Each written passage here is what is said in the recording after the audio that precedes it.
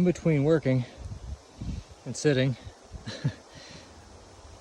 I'm trying to do these quick videos for you guys so as not to bore you to death.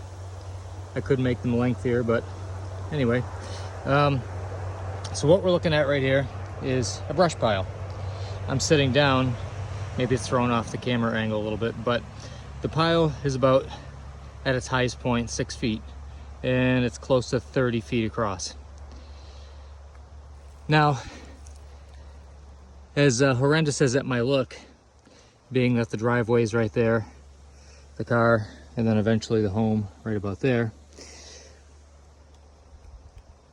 these piles are typically, I've seen this a lot. Guys will clear their land, or girls, women, will clear their land and they accumulate a giant brush pile like that. And the first thing they do is haul it off on a trailer and they take it to the dump. To each their own, but in my opinion, you're missing out on quite a few opportunities. One being, if I had to guess, if you're homesteading, you're probably gonna have campfires. And you don't want to be using your valuable wood from the larger trees that you cut down just to have campfires, because you're going to need that to heat your home. So instead, use this stuff, number one.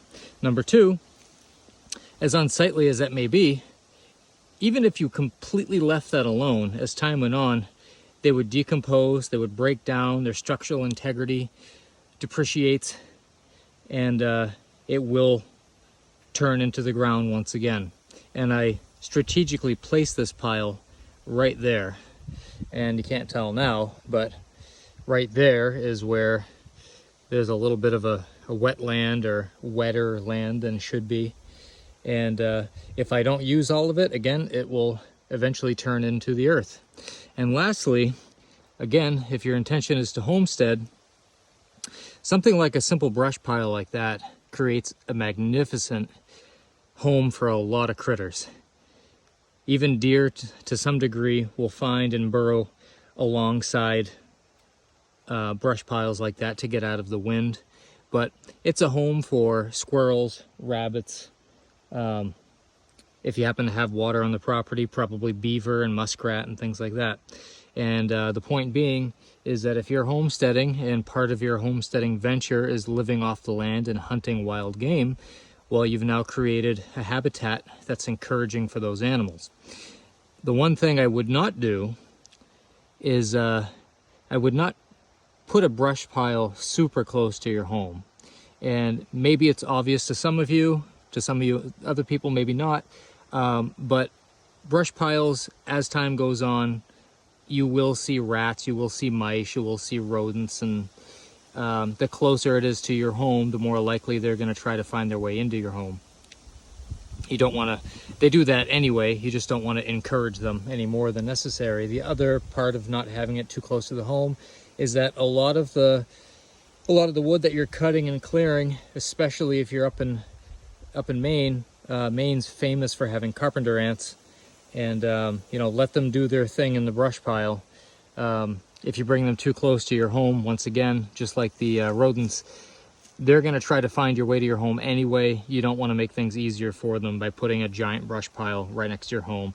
And lastly, as this stuff dries out, because of the size of it, of course, it's very brittle, and God forbid somehow this brush pile ignites, the last thing you want to worry about is having your home catch fire. So put it a safe distance away from your home, guys.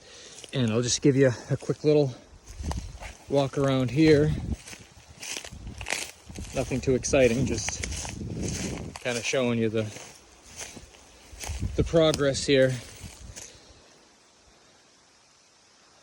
That stuff to your left is not brush, those are firewood logs. But as you can see, a lot of timbers are coming down, a lot of progress is being made. This is coming out so pretty. Now we're getting a pasture, we're getting a field. That group of trees right there, originally I was going to keep. I'm going to end up knocking those down just to make a little bit more room. There's an identical group just off to the left. So it is coming along, getting prettier and prettier every time I come.